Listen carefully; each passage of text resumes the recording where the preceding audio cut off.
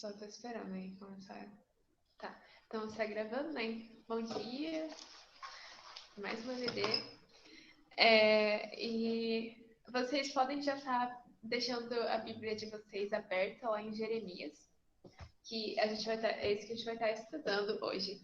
E Jeremias, assim como Isaías, né, um dos livros assim dos profetas que é maior, então a lição vai ser dividida também e os temas do reino, do mediador e da aliança vão estar sendo trabalhados, né? E esse primeiro a lição chama Jeremias e o Messias, né? Apontando para Jesus. Então, a gente vai ver essa questão de Jesus, né? O mediador novamente. E como Jeremias aponta para Jesus aqui em tudo que a gente vai estar aprendendo, né? Para começar, então, né? Vamos aqui. Eu queria que vocês estivessem lendo silenciosamente o trecho de Jeremias 1, de 1 a 10, e daí eu vou estar perguntando umas coisas para a gente ver, né? Quem que é esse Jeremias, o que ele estava fazendo, e tudo mais, para a gente estar começando a montar aqui a base do nosso conhecimento sobre Jeremias e tudo mais. Então, eu vou assumir que vocês leem enquanto eu leio também, depois eu vou ler em voz alta e vou perguntar o que a gente pode saber sobre Jeremias a partir desse trecho. Tá, vou colocar ele no chat, no trecho.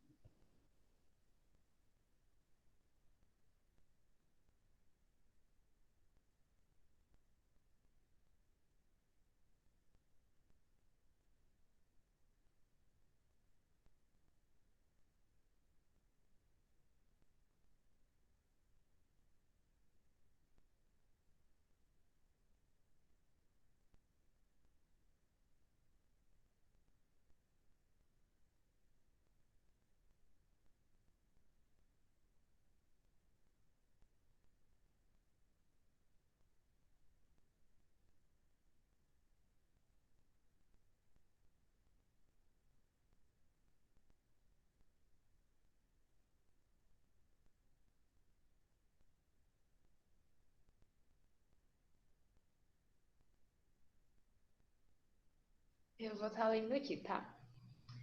Palavras de Jeremias, filho de Ilquias, um dos sacerdotes que estavam em Anatode, na terra de Benjamim.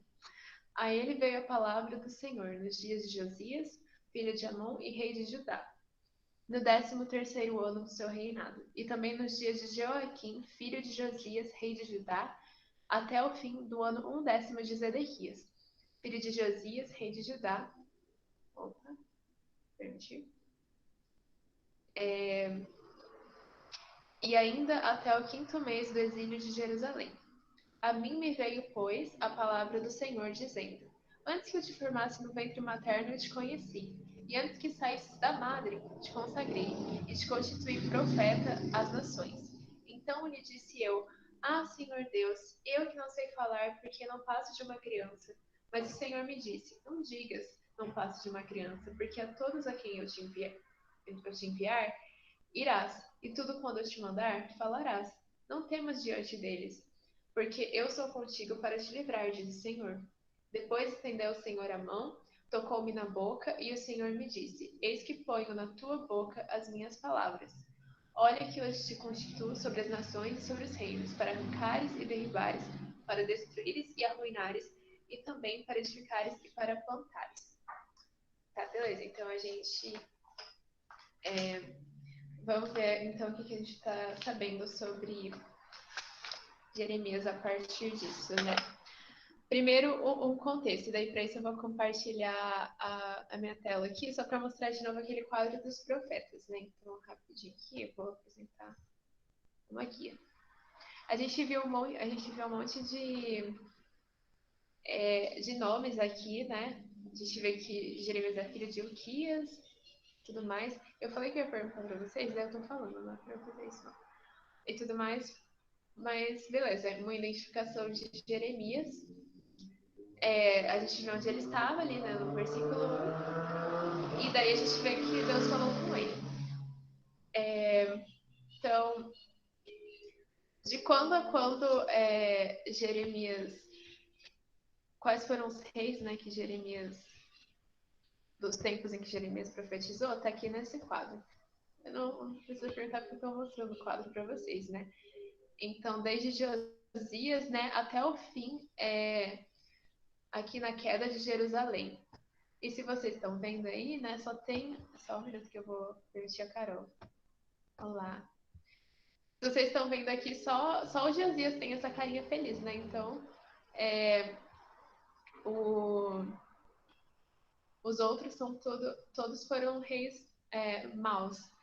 E nesse contexto aqui, a gente vê que o reino do norte, que eu sempre fico me confundindo com essas coisas, tem umas coisas que eu sempre fico me confundindo, mas ele já havia sido exilado para a Síria, né? Então, Jeremias vai pegar esse declínio aí do reino do sul.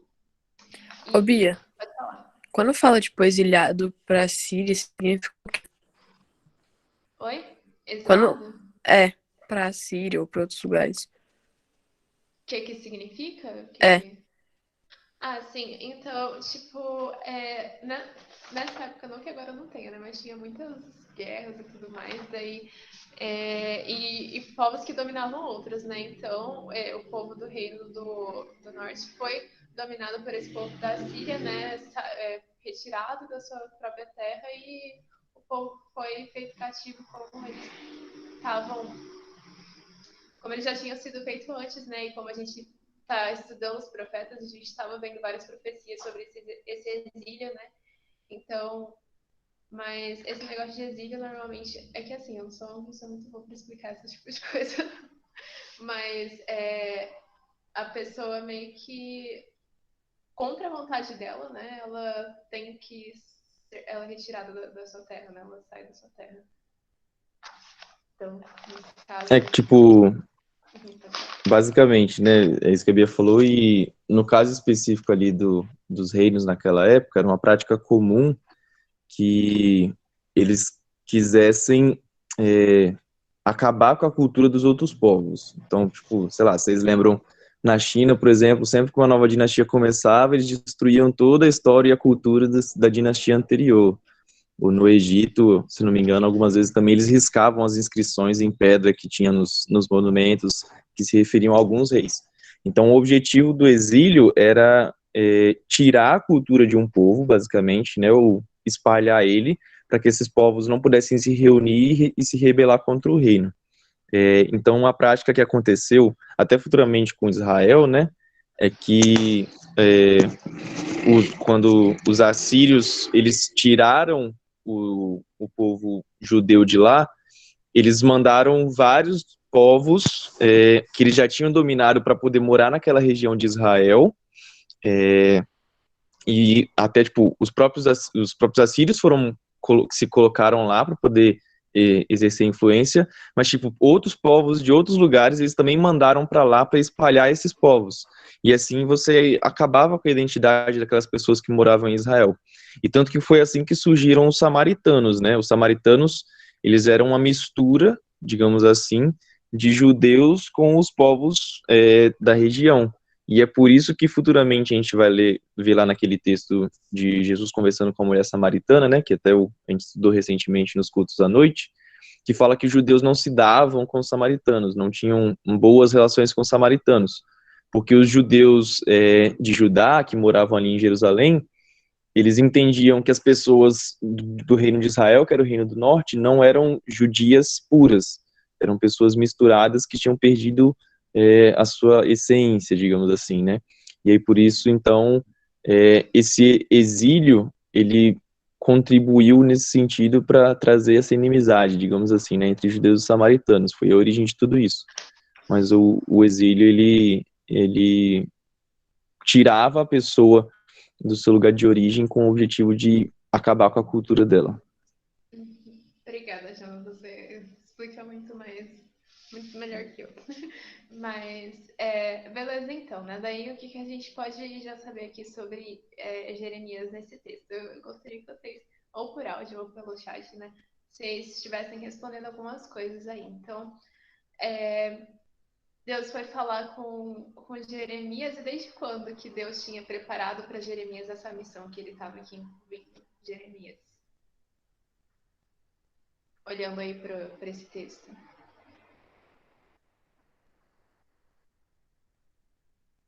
Alguém quer falar? Não sei se vocês entenderam minha pergunta também. Eu falei, tipo, a gente vai ver que Deus está passando uma missão aqui para Jeremias, né? E desde quando que Deus tinha preparado isso para Jeremias? Antes de formar o no ventre da mãe dele, ele já Aham, tinha o propósito para Jeremias. sim. Então, isso mesmo. Então a gente vê, né, que bom, a gente sabe que Deus sabe de todas as coisas e ele já sabe o que vai acontecer desde antes das pessoas serem um projeto de gente, assim. Então, desde muito antes, Deus já tinha, já sabia que ele seria esse profeta, né? Que teria essa missão que a gente eu vou perguntar depois. E com isso, o que Jeremias responde para Deus? Qual a posição dele diante disso, a reação dele?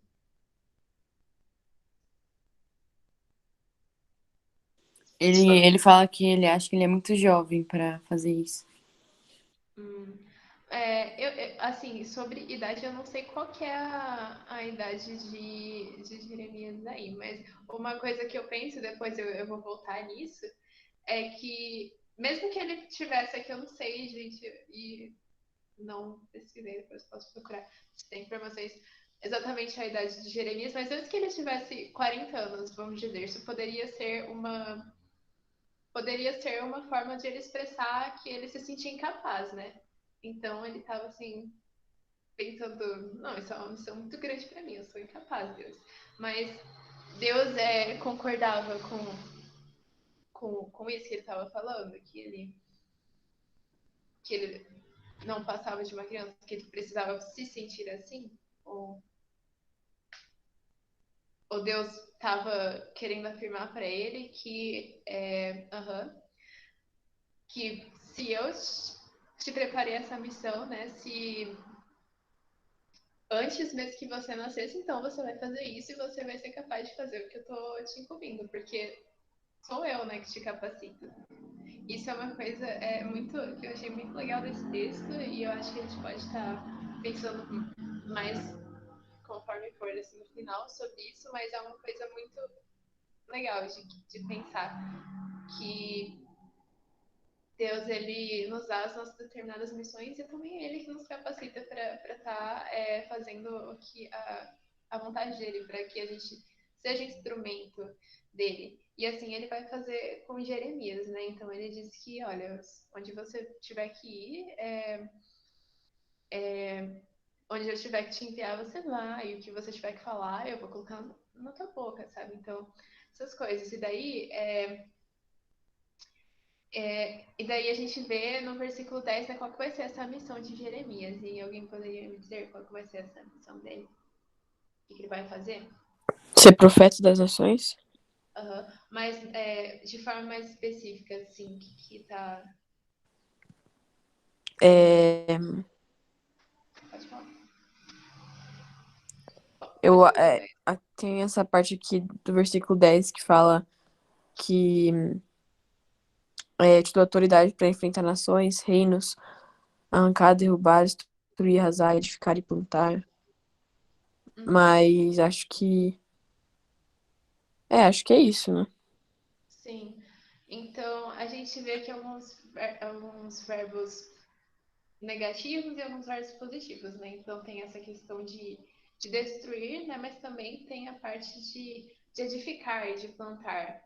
Então, a missão. E realmente, assim, eu imagino que isso que Jeremias sentiu quando Deus falou com ele, porque ele estava ali. Vai passar por todo esse declínio, né? Do reino do sul. Do sul. E e vai ter que falar umas coisas muito difíceis. A gente vai ver que ele vai sofrer por conta disso, assim como muitos outros profetas sofreram por conta das coisas que eles tiveram que anunciar e tudo mais.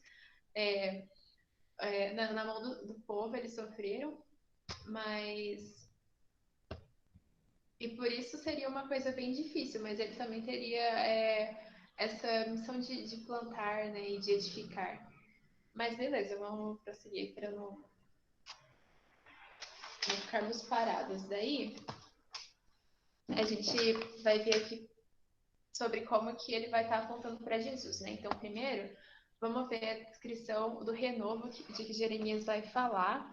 Daí eu vou pedir para o Vinícius abrir em Jeremias 33, de 15 a 16, e para Bela abrir em Jeremias 23, de 5 a 6, pode ser? Deixa eu parar de apresentar isso aqui. Pode ser? Beleza. Eu, Vinícius, você me ouviu também?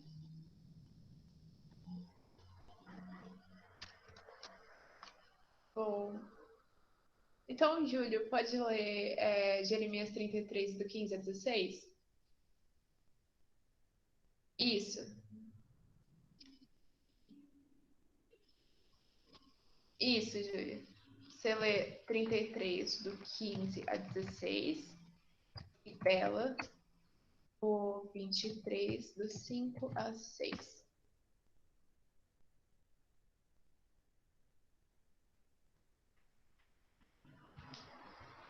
Tá bem? Você acha aí? Pode ler.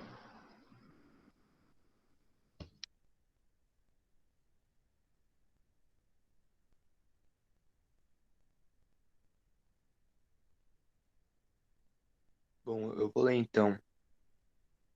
É, Nesse dia e nesse tempo farei surgir um verdadeiro descendente de Davi.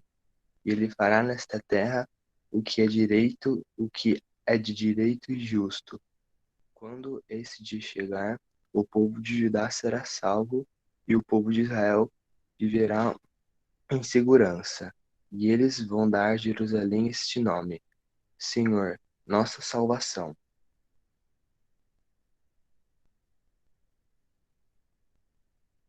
Pode ler, Bela. Profecia sobre o renovo de Davi. Eis que vem dias, diz o Senhor, em que levantarei a Davi um renovo justo. E rei que é, reinará, e agirá sabiamente, e executará o juízo e a justiça na terra. Nos seus dias, Judá será salvo, e Israel habitará seguro.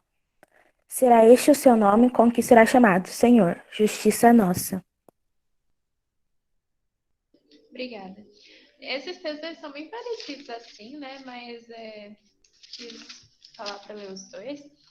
E a gente vê Jeremias falando sobre um renovo, né? E eu vou perguntar assim, só porque para perguntar, mas eu imagino que vocês sabem quem é esse renovo de que Jeremias estava falando. Quem é isso tudo aí? Pra vocês participarem.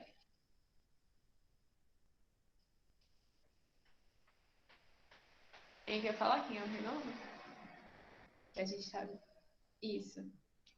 Jesus é o renovo, né? Que fala de Davi, né? Então a gente está sempre vendo essa questão de como viria um rei, filho de Davi e tudo mais, que e esse reinado que caiu, né, seria estabelecido e esse rei reinaria eternamente.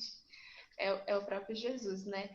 E daí, o que vocês conseguem identificar de adjetivos agora, né? Olhando para os adjetivos assim sobre esse não, os adjetivos são os verbos que esse renovo Jesus, né, estaria fazendo. Como ele seria, o que ele faria.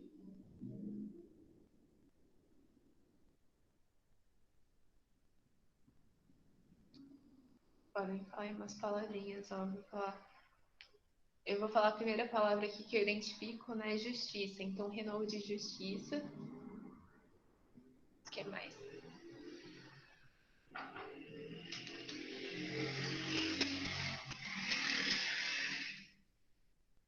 Olhando para os dois textos. Eu vou colocar aqui também, tá? Justiça. Ele vai ser justo.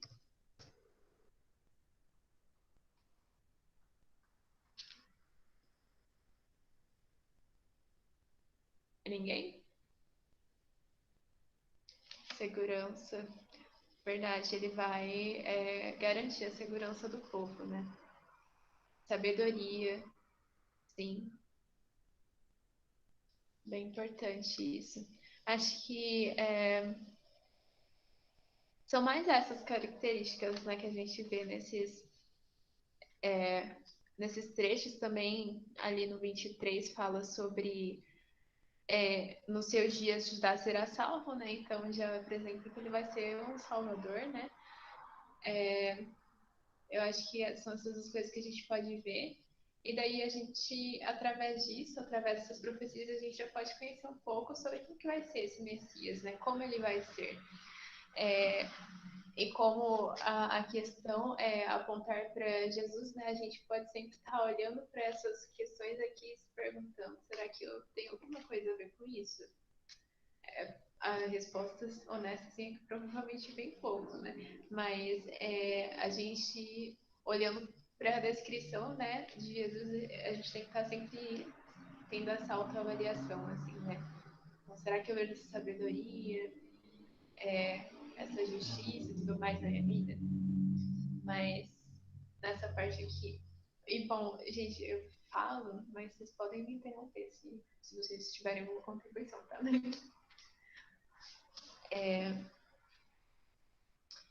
Mas daí, beleza. Então, a gente vai ver um pouco mais de como que Jeremias, né? Assim como vários profetas, como Jeremias estava apontando para Jesus, o Messias. Mas antes, eu queria perguntar como vocês descreveriam a função de um profeta, que um profeta faz. Eu estou muito perguntadora hoje, mas não se sintam acanhados. Profeta é tipo um vidente, né? Que fala o que vai acontecer no futuro. Tipo as visões da Raven. Profeta faz profecias. É uma boa maneira aí de colocar. Vocês foram na resposta fácil. O que são profecias agora? Hã? É verdade, que são profecias. Mas ele fala só sobre as boas novas? Tipo, considerando que a gente está fazendo as devocionais lá nos profetas menores. Não, tipo, ele é um homem assim que Deus escolheu para que Deus, todas as coisas que Jeremias receba de Deus, ele avise o povo, independente se for boa ou ruim, igual os outros profetas, né? Tipo, é, alguns que avisavam de destruição, de etc, né? Que é um homem que vai estar falando pro povo do que Deus falou. Exatamente. É tipo, o profeta, de uma forma mais geral, né? Se a gente for poder classificar na definição, é uma pessoa que vai falar aquilo que Deus disse. Vai transmitir a mensagem de Deus, a palavra que vem diretamente de Deus. Ele era como se fosse o intermediário, né, entre Deus e o povo, nesse sentido, de trazer a mensagem de Deus. Então, nesse sentido, por exemplo, muito bom, a Rafa pensou igual. Não que o intermediário, só para deixar claro, né, a gente crê que Jesus é o único mediador entre Deus e os homens. Então, Jesus é quem vai nos conectar com Deus de uma forma completa. É através de Jesus que a gente pode falar com Deus. Mas quando a gente diz, quando eu estou dizendo aqui, né, intermediário, é uma pessoa responsável por falar algo que Deus disse. Então, assim, num certo sentido, até mesmo hoje, as pessoas que têm dom da profecia, por exemplo, são os nossos pastores, né, digamos assim. São pessoas que vão estar à frente da igreja para poder falar aquilo que Deus está dizendo na sua palavra. De uma forma geral é isso, né? O profeta é alguém responsável por falar o que Deus disse, falar as palavras de Deus. Sim. E pensando em tudo que a gente está vendo sobre profetas e tudo mais, sobre como eles falam, né, o que Deus quer comunicar ao povo, e isso inclui as boas novas, né, como a gente sempre vê assim, sempre fecha com um prenúncio da boa nova, que é o Messias, né, que viria e que veio. Mas também fala, né, coisas necessárias, né, porque quando o povo vive em pecado, sobre a questão do castigo e de denunciar, né, mesmo que eles estavam fazendo, para ver se eles enxergavam e se eles entendiam a necessidade de arrependimento, né? Então isso também era uma função muito importante dos profetas ali, todas as vezes que eles falavam sobre o pecado do povo e falavam sobre o castigo e tudo mais. Deus estava ali por meio do profeta falando, olha, vocês estão fazendo isso e tudo mais, e eu tenho que agir em relação a isso, mas eu estou aqui mostrando para que vocês possam se arrepender, né? Para que vocês possam tornar a face de vocês para mim. Mas as pessoas, no geral, assim, gostam de ouvir que elas estão fazendo algo errado. Falem por vocês mesmo também, né? Eu sei que eu, às vezes, fico incomodada. Aham. É sempre difícil receber críticas. Aham. Ó, Júlia, você escreveu errado aí. Você dividiu sua palavra em 2 linhas aí, viu? Tá errado. Olha só. A gente se sente ofendido, é verdade. Mas pior que se sentir ofendido, né? Porque, assim, por exemplo, se eu pegar e falar, Jonathan, você tá sendo chato nisso e tudo mais, ele pode se sentir ofendido, mas acho que isso é o pior que vai acontecer, né? É, vai deixar de ser meu amigo e tudo mais. Mas aqui, nesse caso, os profetas chegavam a ser perseguidos pelo que eles falavam, né? Nesse contexto e tudo mais, e que eles estavam vivendo numa sociedade bem religiosa e tudo mais, então tinha essa liberdade para falar, mas o pessoal também ia lá e faziam coisas de realmente de prender e de bater. Então a gente vê eu só vou ler aqui bem rápido, mas no capítulo 20, no versículo 2, a gente vê um pouco do que Jeremias sofreu por estar anunciando essas coisas difíceis, né? No versículo 2 fala assim, ó, então feriu Pazur ao profeta Jeremias e o meteu no tronco que estava na porta superior de Benjamim, na casa do Senhor. No dia seguinte, Pazur tirou a Jeremias do tronco.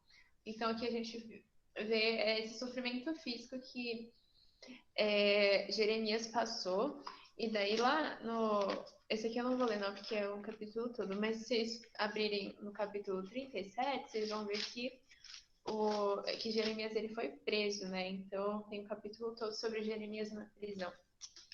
E porque justamente o povo estava tão assim imerso nos seus próprios pecados que em vez de eles ouvirem aquilo e perceberem que era uma oportunidade para eles se arrependerem, o coração deles estava duro e eles perseguiam aqueles que anunciavam a palavra do Senhor mesmo.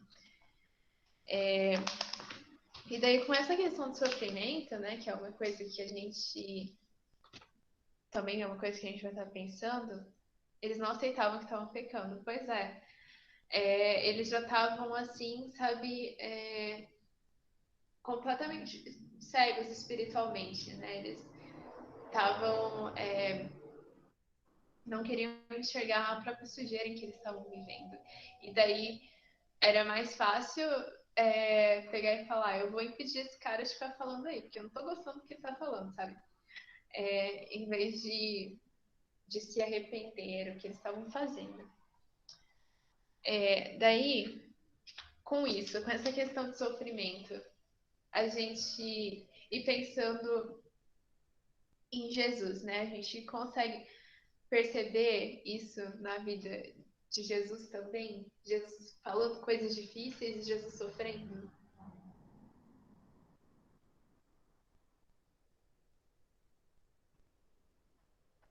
Sei. Pode repetir a pergunta, Bia? Eu acho que eu não falei de forma clara, mas agora, pensando nesse negócio de falar coisas difíceis, de anunciar coisas difíceis, né, nas profecias, e do sofrimento que isso, da perseguição e tudo mais, a gente consegue perceber isso em Jesus, na vida de Jesus?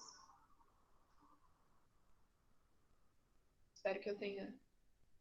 Uhum. A vida toda, é verdade, né?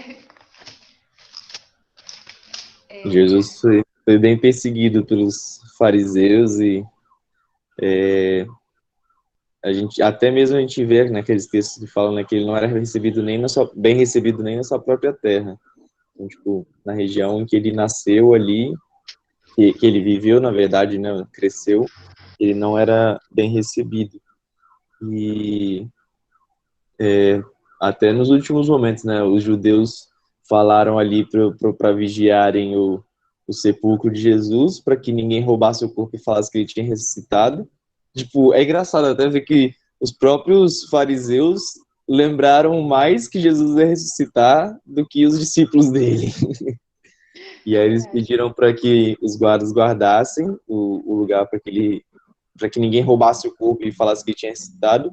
E aí depois que Jesus ressuscitou de verdade, eles falam, vamos pagar um suborno aqui para os guardas para eles falarem que nada disso aconteceu. Então, tipo, a gente vê em todo o ministério de Jesus, até na sua morte, e depois da sua morte, que ele estava sendo perseguido e tudo mais. Sim.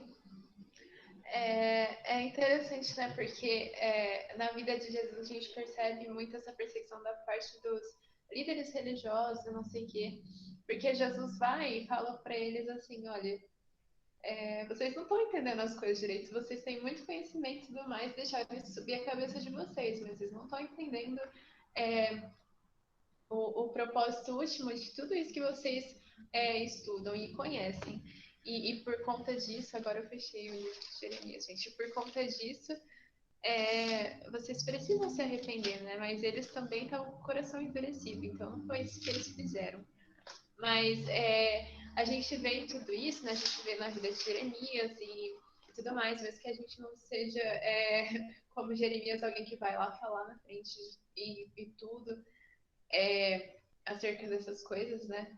A gente não tem esse papel como, sei lá, o Jonas falou, pastor, mas a gente vê a questão do sofrimento, né? De como no nosso sofrer também a gente deve apontar para Jesus. E daí eu ia até ler um trecho aqui em 1 Pedro. Em 1 Pedro 3. Não, é 3 não. É 2:21, que eu gosto bastante sobre essa questão do sofrimento, que fala assim: porquanto para isto mesmo fostes chamados, pois que também Cristo sofreu em vosso lugar, deixando-vos exemplo para seguir os seus passos. Então, até no sofrimento, Jesus é nosso exemplo. E daí vai descreve como Jesus sofreu e tudo mais. E a gente tem que nisso também nós apontamos para Jesus. Jeremias sofreu porque ele estava falando da palavra do Senhor, né? Então ele estava fazendo a coisa certa, ele estava fazendo aquilo para que ele tinha sido chamado. E há muita glória nesse sofrer por Cristo, né? Mas daí... Bia, Pode falar. eu queria comentar duas coisas aqui também. Agora tá me batendo a dúvida se foi Jesus mesmo que falou isso. Mas, se não me engano, ele comentou com os fariseus que, tipo, eles estavam rejeitando ele da mesma forma, não, acho que foi Pedro. Primeira pregação de Pedro, lá em Atos, que ele fala que os judeus mataram Jesus, assim como todos os ancestrais deles, né, os pais daquelas pessoas que mataram Jesus, também mataram os profetas que viveram antigamente. E em Atos, né?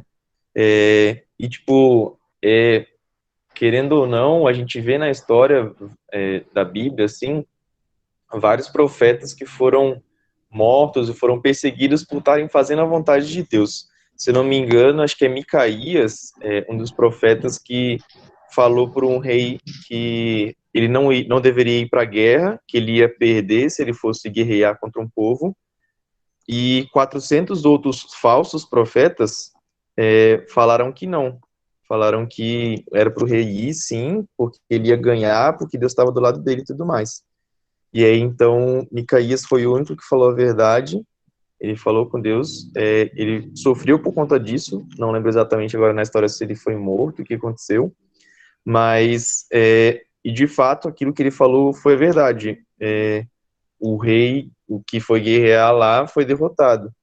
E isso, a Rafa falou de Estevão também, né, que ele falou ali de Jesus, não negou até o último minuto a sua fé e morreu, pagou o preço por isso. E isso, na verdade, faz a ponte com o segundo comentário que eu ia fazer, né, de que Jesus mesmo lembrou pra gente lá nas bem-aventuranças, em Mateus 5, que a gente deve se sentir alegre quando a gente é perseguido por causa da justiça, quando a gente é perseguido por causa dele. E quantas pessoas, né, no Novo Testamento e fora do Novo Testamento, na história da igreja, foram perseguidas e, na verdade, são perseguidas até hoje, né? Não sei se vocês se lembram, mas o Osni, que está lá no Oriente Médio, né, que gravou um vídeo para a igreja em agosto, ele é um missionário que está ali no Oriente Médio e ele não pode nem falar onde que ele está, porque isso pode ser perigoso. Se ele der qualquer informação do lugar em que ele mora, assim, as pessoas, os governantes que estão ali podem ir atrás dele, querer matar ele e matar todas as pessoas da igreja que está ali. Então, ele fala sempre que ele está no Oriente Médio e ele tem ali, ele age, né, junto com outras pessoas em vários países. Então, existe a perseguição ainda hoje. A gente não consegue conceber isso, não consegue entender direito como é, porque a gente vive num país em que não há perseguição física, assim, né? A gente não sofre dores no corpo por ser cristão. Talvez sofra um pouco socialmente, assim, há algum desprezo aos cristãos e tudo mais, né? Mas a gente não sofre como muitos irmãos que têm que fazer tudo às escondidas, não podem ter a Bíblia, só tem pedaços, alguns versículos copiados assim à mão, e a gente tem que estar trazendo até já uma aplicação nesse sentido, sempre estar orando a Deus para que Ele proteja esses irmãos e para que Ele use a vida deles para converter aqueles que perseguem, né? Às vezes, quando a gente ora pela igreja perseguida e tudo mais, a gente sempre fala, Deus, acaba com a perseguição, dá livramento para as pessoas. Mas talvez essa não seja a vontade de Deus, acabar com a perseguição. Porque se Deus tivesse acabado com a perseguição da igreja lá no começo, Paulo não teria se convertido. Ele era um perseguidor e Jesus agiu na vida de Paulo, ele se converteu e se tornou quem ele é, né? Tipo, a gente não consegue pensar, talvez, no Novo Testamento sem pensar em Paulo. Então, assim, quando a gente ora pela igreja perseguida, a gente tem que orar, sim, para que Deus fortaleça, né, os nossos irmãos que sofrem, mas também para que Deus use a vida deles para alcançar aqueles que perseguem, para que eles sejam novos Paulos, digamos assim, né? Sei lá, acho que eu dei uma viajada boa agora, falei bastante coisa, mas quando a gente para pensar sobre isso, né, sobre perseguição e tudo mais, a gente tem que entender muito, tipo, levar em consideração as coisas que já aconteceram no passado e as coisas que a gente está vivendo hoje também. Acho que isso é bem relevante. Sim. E é importante que a gente ore muito também por essa disposição de coração, né? Porque a gente não tem, né, essa realidade de uma perseguição assim mais do que social. E às vezes a gente tem que parar para pensar, né? Se a gente fica até meio receoso de ser socialmente perseguido, entre aspas, e nessas questões, né? Porque a gente vai ver que depois, ainda mais para frente, que estar em Cristo é maravilhoso, né? Ele é a boa nova, mas junto com isso a gente tem também esses sofrimentos pelos quais a gente passa e precisa passar muitas vezes. A gente é fraquinho, a gente é mole demais. Quando se trata de perseguição, assim, pelo menos às vezes eu me pego perguntando, tipo, será que eu ia ser capaz de falar que eu sou cristão e tá disposto a morrer mesmo por Jesus? Ter a cabeça assim, cortada, sabe? Exatamente. Então, tipo, a gente tem que orar também para que Deus nos dê a mesma fé que essas pessoas têm, porque às vezes a gente está muito atrás com relação a isso, né? A gente fala que a gente crê, mas a gente não vive isso. Aham, isso é verdade. Daí, passando um pouco aqui, a gente vai ver que o Messias ele tem mais ofícios, né? Então, eu vou perguntar de novo aí, como vocês definiriam um sacerdote e a sua função?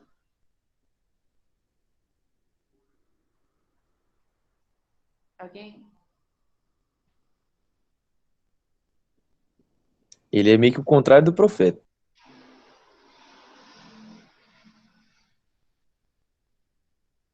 É verdade. Ninguém se arrisca? Bom, eu vou ler aqui como está a definição do sacerdote, né? Então, ele é o mediador entre os homens e Deus, cuida das questões religiosas, oferece sacrifício pelos pecados e intercede pelo povo. Então, o profeta está lá trazendo o que Deus quer falar para o povo, né? E daí o sacerdote está levando o que o povo quer falar, assim, entre aspas, para Deus. E a gente viu que na questão assim do profeta, né? Porque a gente vê que Cristo também exerce, né, esse papel de profeta. E a gente vê que Jeremias apontou, né, para Jesus na vida dele, né, como profeta. Mas aqui na questão dos sacerdotes, a gente vendo Jeremias, a gente vê que os sacerdotes da época não estavam apontando para o sumo sacerdote, que é Jesus, da maneira correta. Então, aqui na revista fala que Jeremias falou sobre sacerdote cerca de 40 vezes. Então, e imagina todo esse problema, né? E eu vou pedir para, deixa eu ver,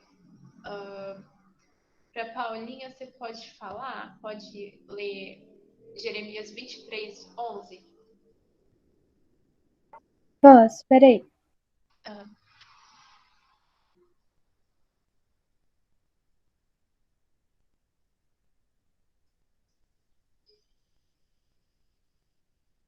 Ah, Jeremias 23, 11? aham.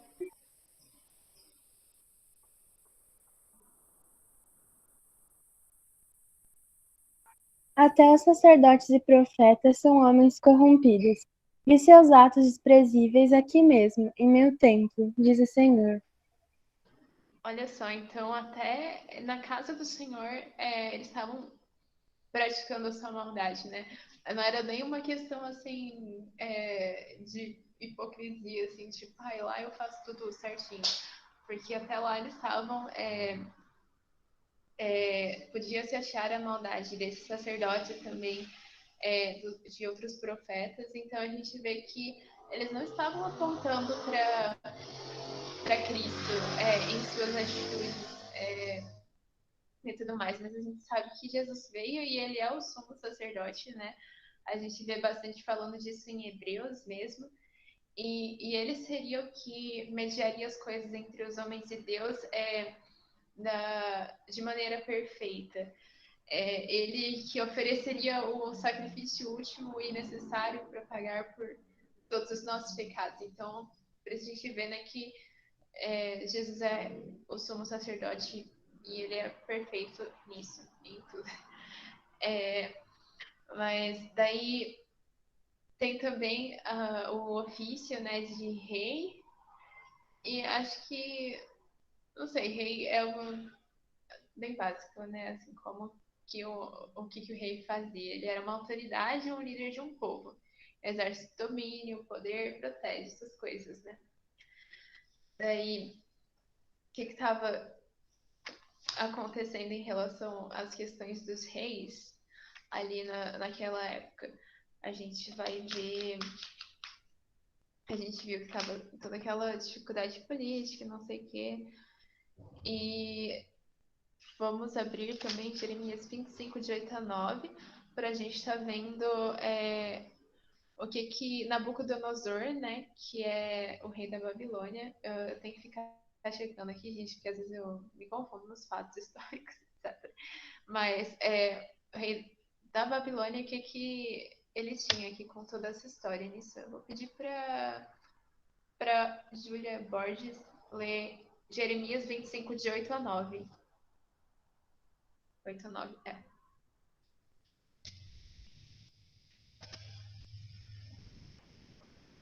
Pode ler? Tá, peraí. 25, de 8 a 9, né? Aham. Agora o Senhor dos Exércitos diz: Por que não me escutaram? Reunirei todos os exércitos do norte sob o comando de meu servo Nabucodonosor, rei da Babilônia. Eu os trarei contra esta terra e seus habitantes e contra as nações vizinhas. Destruirei vocês completamente e os transformarei para sempre em ruínas, em objeto de horror e desprezo. Obrigada. Então, assim, a gente viu, quando a gente estava vendo lá aquele quadro, a gente viu que, no final das contas, a maioria dos reis, né, estava sendo mal, as carinhas tristes e tudo mais. E daí, e eles não estavam sendo autoridade, líder do povo, conforme a vontade de Deus, né? E daí a gente vê aqui, como a gente já viu também, estudando os profetas, é, que Deus usa reis, mesmo aqueles que não temiam ao Senhor, para cumprir seus propósitos, né? E aqui ele usa Nabucodonosor como um agente, assim, um instrumento para estar executando o juízo que Deus tinha para aquela nação por conta dos pecados deles, né? Eu acho que daí eu vou até ler aqui mais alguns trechos porque que eu achei importante. Mas é muito importante a gente ver, né? Como Deus, como um rei que tem domínio sobre todo o universo, ele governa mesmo e usa mesmo aqueles que não temem a ele para fazer a sua vontade, quando ele assim o deseja. E nesse sentido da questão de rei, né, porque a gente está falando dos ofícios do Messias, Jesus veio para ser aquele que faria que cumpriria, né, seria o rei eterno da filha de Davi, a dinastia eterna de Davi, que a gente está vendo nas profecias e tudo mais, e ele seria também, seria e é o rei perfeito. Mas eu vou ler aqui alguns versículos de Jeremias 10, lá, Jeremias 10, 7 e em diante. Eu vou ler aqui só para a gente encerrar essa questão aqui, da questão do domínio de Deus, né? Então fala assim: quem te não temeria a ti, ó Rei das Nações? Pois isso é a ti devido, porquanto entre todos os sábios das nações e em todo o reino ninguém há semelhante a ti. Daí vai falar sobre a idolatria do povo, né? E depois no 10 fala assim: mas o Senhor é verdadeiramente Deus, ele é o Deus vivo e Rei eterno. Do seu furor treme a terra e as nações não podem suportar a sua indignação. Então, Deus é o Rei eterno, né? E Ele é quem governa sobre tudo e todos. Ele é quem é,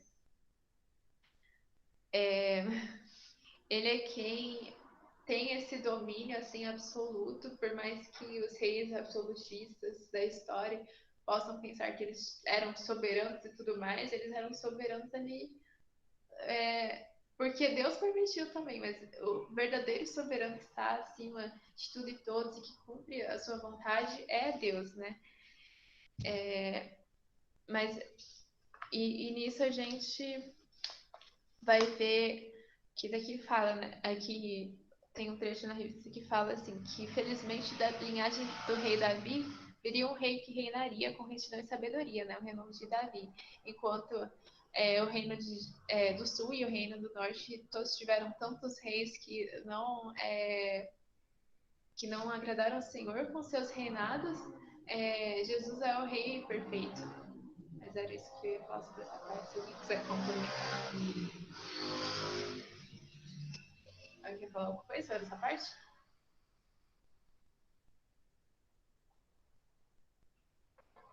Então, eu vou prosseguir, né? E daí a gente sempre termina falando sobre, tá, aí como que a gente pode pensar, entender esse profeta hoje, como que a gente pode aplicar isso na nossa vida, essas coisas e tal. Sempre tem aplicação, né, gente, obviamente. E a aplicação dessa lição, né, que eu já falei no título, é sobre a questão de apontar para Jesus, né? Porque Jeremias apontou para Jesus com a vida dele e vários outros na Bíblia apontaram para Jesus com a vida dele, porque se a gente for ler a Bíblia e entender a Bíblia de fato, a gente vê que a Bíblia não é sobre Jeremias, e não era sobre, sei lá, Moisés, não era sobre Noé, não era sobre Davi, mas ela é primariamente, fundamentalmente sobre Jesus, né? Então, tantos personagens, pessoas e servos de Deus ali estavam vivendo vidas que apontavam para Jesus em algum aspecto do que ele seria, do que ele viria a ser, do que ele faria. Eles apontaram de forma imperfeita, né? Óbvio. E a gente sabe que Jeremias também não era perfeito. No começo aqui a gente até vê como ele hesitou, né?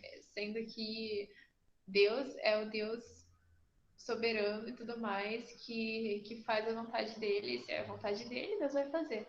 Mas mesmo com suas imperfeições, cada uma dessas pessoas que a gente vê na Bíblia está apontando para Jesus e para o que Jesus seria de forma plena, de forma perfeita. Daí, aqui a revista fala sobre uma coisa interessante, daí eu vou perguntar para ver se alguém sabe, porque quando eu li eu não sabia também o que era, não. Mas fala sobre uma questão de crisol, acrisolar. Alguém sabe o que é acrisolar? Pode falar, não tenho ideia também, se você não tiver, mas se você tiver, pode falar. Quem sabe o que é acrisolar? Ah, tá. Tá, eu vou ler aqui como que tá escrito. Fala que crisol é um recipiente usado para levar a prata e outros metais ao calor máximo para purificá-lo. Então, e o que isso tem a ver? Vocês já viram também em outras passagens da Bíblia alguma coisa parecida com isso? Porque aqui, eu vou ler, não, vou pedir para alguém ler. Eu vou pedir para Luísa ler, depois eu falo das outras passagens parecidas. Luísa, você pode ler Jeremias 9, 7? Vou abrir. Ah,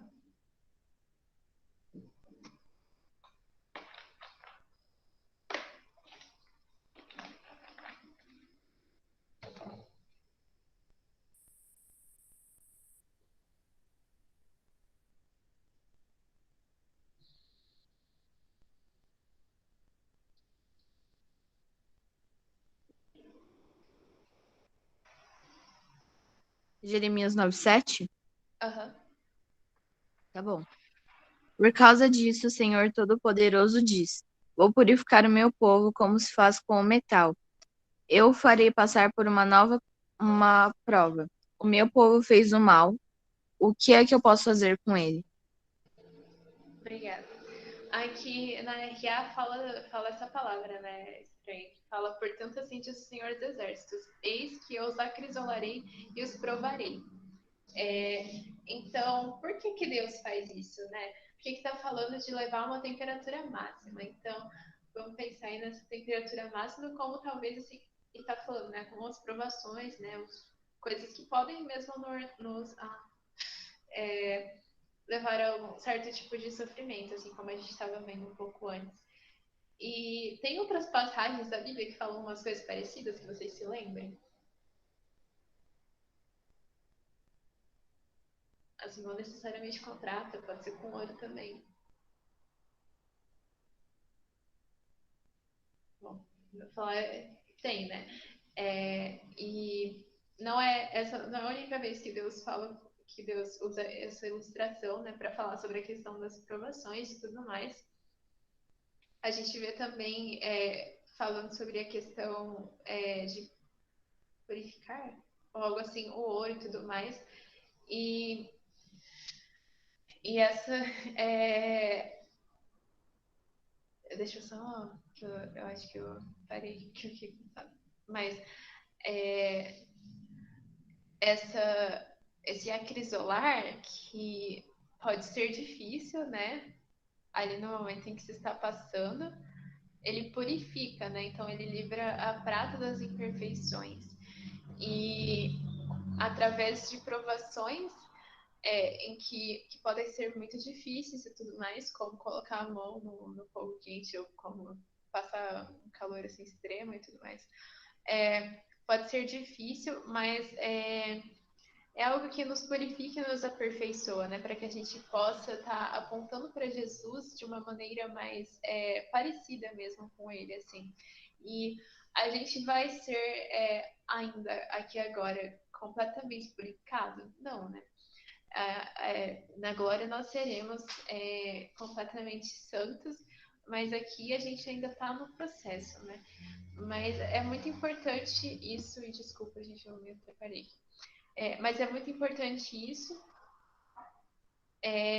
e é muito importante a gente ter essa noção bem estabelecida no nosso coração de como Deus usa determinadas situações para que a gente possa estar se parecendo mais com Jesus. Então, apontando para Jesus o nosso sofrimento, ter Jesus como nosso exemplo de sofrimento também, e tudo mais. Daí eu vou ler aqui uma parte de Jeremias aqui, 12, 3, também para a gente ver o que o próprio Jeremias falou com o Senhor. Ele fala assim: mas tu, ó Senhor, me conheces, tu me vês e provas o que sente o meu coração para contigo. Então, Deus, ele nos conhece, daí ele nos prova, ele nos faz passar por situações para que a gente possa ter esse coração moldado, assim, à semelhança da vontade dele. Essas questões de purificação e santificação e tudo mais também me lembram de uma vez que o Emi lá foi lá na igreja e daí teve uma parte do carinha sendo esculpido, assim, né? E daí doía. E só que ao mesmo tempo ele sabia que aquilo era necessário e tudo mais, então também é uma forma da gente estar pensando sobre isso, né? Quando Deus está esculpindo o nosso coração e às vezes toca lá num ponto que dói. Mas através disso, ele está fazendo solo para que a gente se pareça mais com ele, para que a gente possa render glórias, viver uma vida mais digna e de louvor ao próprio Deus. Vou parar aqui um momento, ver se vocês quiserem falar alguma coisa nesse momento.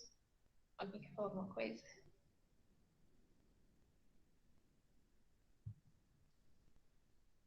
Não? Tá. Mas daí eu vou. Como eu estou perguntando muitas coisas, eu acho que eu vou perguntar assim e vocês podem responder ou não responder ou só pensar, mas pensando em como no momento das situações assim, às vezes é difícil a gente parar e pensar quando você está tendo uma aprovação, uma dificuldade. Bem no momento assim, às vezes é difícil a gente parar e se lembrar. Nossa, mas eu estou passando por isso aqui porque Deus está trabalhando no meu coração, Ele está purificando a minha fé, está fazendo mais parecido com Ele. E tudo mais. Então, isso, apesar de eu não estar sentindo isso como algo agradável, em última instância, algo bom. Quando a gente está passando por essas coisas, às vezes a gente não consegue ter a sabedoria para reconhecer isso, né? Mas olhando para trás, a gente percebe muito de como Deus está agindo na nossa vida. Desculpa, gente. E daí eu pergunto assim se vocês, tipo, percebem alguma situação na vida de provação mesmo, essas coisas que veio a ser produtivo para a fé, que veio a purificar vocês, como a prata é purificada ali. Se vocês quiserem falar, vocês podem falar. Se vocês não quiserem falar.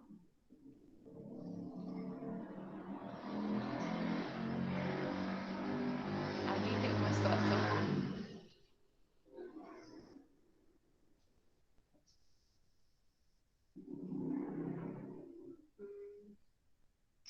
Mas eu acho assim que, para muitos, pelo menos, pelo que eu ouvi falar, essa própria situação de agora, assim, é uma situação que, por mais que ele apresente suas dificuldades e tudo mais, tem sido muito usada por Deus para trabalhar em questões assim individuais, questões do coração, de nos aproximar mais dele, de a gente conseguir ter uma vida de devoção mais constante e perceber a importância disso mesmo, né, sabe? Nas nossas vidas. Então, eu acho que de certa forma, sim, eu espero que para vocês seja assim. É uma situação difícil pela qual se passa agora, mas que pode estar sendo muito útil também para estar provando a nossa fé e purificando a nossa fé, para que a gente esteja reconhecendo o quão importante é isso, né? Que é a coisa mais importante das nossas vidas, de fato. Mas alguém quer falar alguma coisa? Eu já estou encerrando, gente, aqui eu tô meio que enrolando aqui para falar as coisas, não sei o que está acontecendo, mas basicamente, assim, é que eu não estou conseguindo dar um fechamento, mas eu vou dar um fechamento agora. Basicamente, a gente vê nessa primeira parte, né, sobre o Messias, sobre as características de Jesus, sobre como Jeremias apontou para Jesus ao falar as coisas, a palavra do Senhor é verdade, sobre como por isso ele sofreu, sobre como no nosso sofrimento a gente aponta, a gente aponta para Jesus, né, e glorifica, quanto a gente também tem a nossa fé, assim, provada e aperfeiçoada. E aí eu lembrei uma coisa que eu queria ter falado, assim, do começo, que eu achei muito legal, do primeiro capítulo, né, que quando Deus fala para Jeremias, olha, você vai fazer isso? Ele hesita e ele fica assim como outras pessoas na vida, ele fica se sentindo meio, sabe, impotente, meio incapaz em cumprir aquela missão. Mas essa era a forma com que Deus tinha preparado para Jeremias. Ele está apontando para Jesus, está apontando para as boas novas que viriam, está apontando, porque basicamente é isso que a gente vê na Bíblia inteira, né? Que aponta para Cristo. E na nossa vida, a gente talvez se depare com situações, com oportunidades, assim, que a gente fica orando por oportunidades, não sei o que, e quando chega a oportunidade a gente fica com medo, né? Mas em que a gente pense assim, nossa, Deus, eu sou muito criança, daí vocês pode ser literal, mas pode ser em relação à idade aqui. Eu sou muito criança, acho que não. Daí a gente tem que parar e pensar assim, olha, quem que tá me propondo isso? É o próprio Deus, né? Então, eu tenho que confiar que se ele tá me propondo isso é porque ele vai me capacitar, ele vai, mesmo que eu por mim mesma sou uma criança, mas quem tá indo comigo ali é Deus, sabe? Quem tá me guiando nisso, quem vai colocar as palavras na minha boca é Deus. Então, tanto no nosso testemunho, assim, nas nossas ações, né, em como a gente lida com as situações da vida, nós devemos estar apontando para Jesus, mas também na questão do falar, né? E nisso a gente tem que confiar que Deus nos coloca nos lugares e Ele nos usa. E, de fato, falarmos, eis-me aqui, Senhor, sabe? Eu sou uma criança, mas o Senhor é grande. Então, eis-me aqui. Então, é isso que eu queria falar. É com isso que eu vou encerrar agora. Eu vou deixar aí, caso alguém queira falar algo.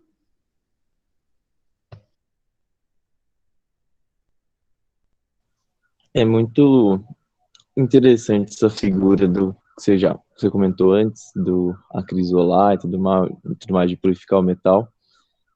Porque eu às vezes vejo uns vídeos aleatórios no YouTube e eu acompanho um canal de um cara que, tipo, ele pega, sei lá, tipo, lixo eletrônico, ele pega uns motores velhos, aquelas torneiras de latão assim, ele pega essas coisas para poder derreter em casa e fazer barras de metal. O objetivo dele até, tipo, ter na casa dele 1 tonelada de metal, assim. Ele vai fazendo as barras, moedas, tipo, é bem legal. Mas umas frases interessantes que é do canal dele é que ele fala que ele tá tornando aquilo do lixo para algo valioso, sabe? Então, tipo, ele pega coisas que iam ser jogadas no lixo e transforma em algo que é bom e que vale bastante. E, sei lá, tipo, isso é meio mais ou menos aquilo que Deus faz com a gente, né? Ele pega a gente que é lixo, que não presta para nada, e ele vai acrisolar a gente, né? Vai purificar a gente. E isso é uma figura bem interessante que faz sentido. O fogo, a queima vai às vezes machucar a gente, mas a gente tem que saber que isso tem um propósito melhor, um propósito maior. E é para que a sujeira mesmo vá tudo embora, né? Para que aquilo que é impuro, aquilo que não presta, seja descartado mesmo. Então, essa é uma figura forte, e como a Bia falou também, né? Um pouco do que a gente está vivendo e aprendendo esse ano por meio dessa pandemia, assim, pelo menos eu tenho experimentado um pouco disso, sabe? Da gente entender algumas coisas e criar novos hábitos também, aprender, crescer, amadurecer, tem sido muito bom e relevante nesse sentido. Então a gente vê que para Deus nada é sem propósito, né? Tudo tem um plano.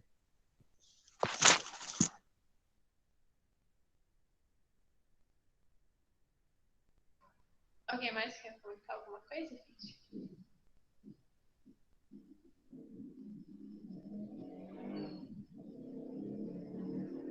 Não? Então, eu vou pedir para Carol, você pode estar orando para a gente encerrar?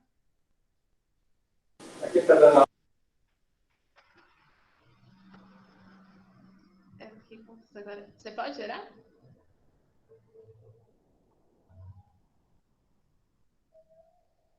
Eu não sei se ela tá podendo. Tá bom. Rafa, você pode orar pra gente encerrar? Aham. Ah, entendi.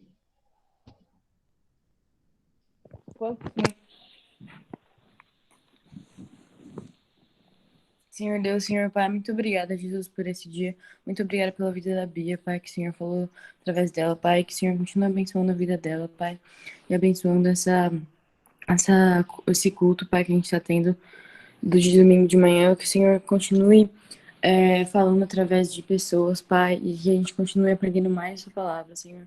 Que essa palavra que hoje foi falada pela Bia, Pai, esteja que permaneça no nosso coração, Pai, para sempre, que a gente saiba que a gente depende do Senhor, Pai, e que através do Senhor a gente é capaz de fazer tudo, Pai, que o Senhor planejou para nós, Pai.